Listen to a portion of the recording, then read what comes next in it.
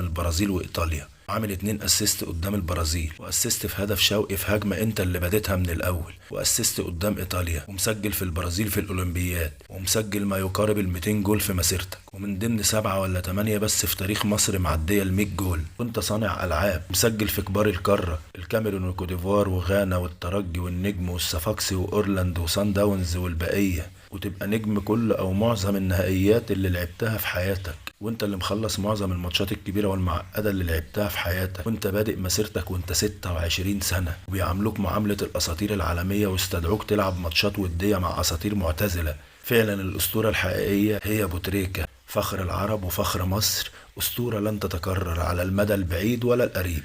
ويجي واحد زملكاوي مش فاهم كرة ولا عارف اي حاجة عن الكرة غير ان هي مدورة ويقول لك شيكابالا اسطورة. يا عم ارحمونا، تعبتوا قلوبنا، اقسم بالله روحوا شجعوا في الدوري الهندي. اهلاوي انا والفخر ليا،